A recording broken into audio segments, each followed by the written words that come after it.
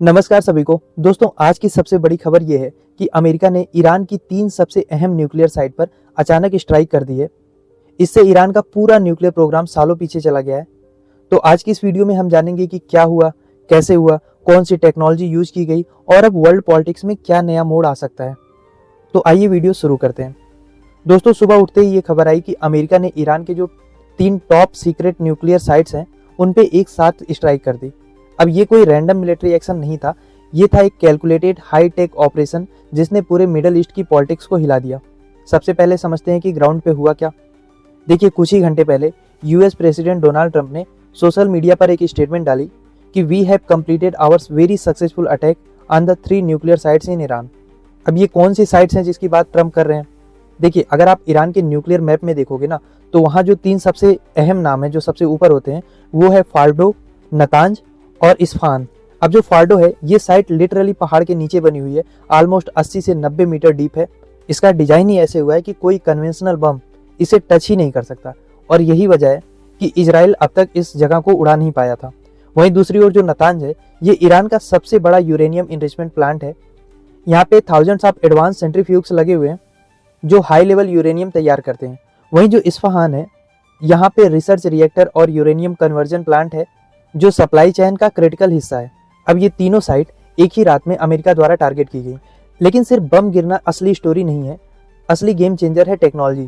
क्योंकि यहाँ पे यूएस ने डिप्लॉय किया था B2 स्पिरिट स्टेल्थ बॉमर। ये एयरक्राफ्ट एनिमी एयर स्पेस में इंटर तो करता है लेकिन रडार इसको कभी पकड़ नहीं पाता।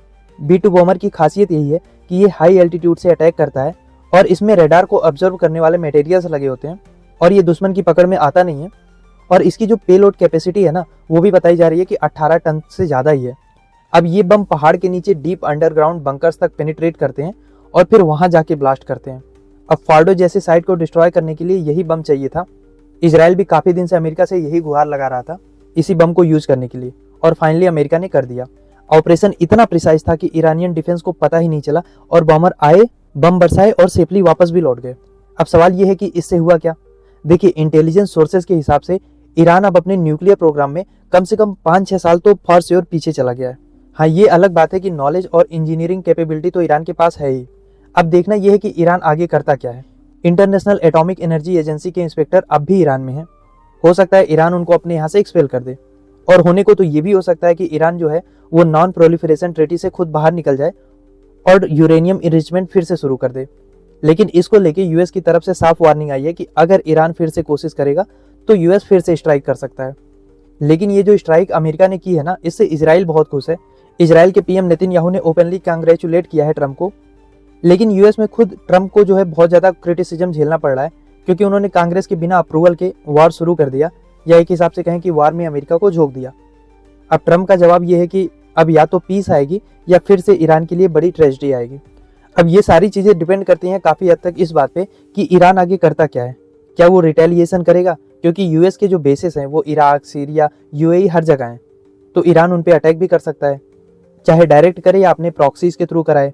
लेकिन एक चीज़ तो श्योर है कि ऑयल मार्केट पक्का डिसरप्ट होने वाली है भयंकर तरीके से और इसका पूरा इम्पैक्ट जो है वर्ल्ड इकोनॉमी पे भी पड़ेगा। स्ट्रेट ऑफ हॉर्मुज को भी ईरान बंद करेगा, ये तो श्योर है। तो पूरी दुनिया इस वार के इम्पैक्ट को फील करेगी और अब देखना यह है कि क्या ये कॉन्फ्लिक्ट और बढ़ेगा या यहीं रुक जाएगा, क्योंकि आज की रात ने वर्ल्ड पॉलिटिक्स का पूरा इक्वेशन बदल दिया। अब मेरा सवाल आपसे ये है कि क्या ये स्ट्राइक मिडल ईस्ट में लॉन्ग टर्म स्टेबिलिटी लाएगा या एक नई आर्म रेस शुरू करेगा? क्या सोचते हैं आप इस बारे में? लिखिए अपनी राय कमेंट बॉक्स में।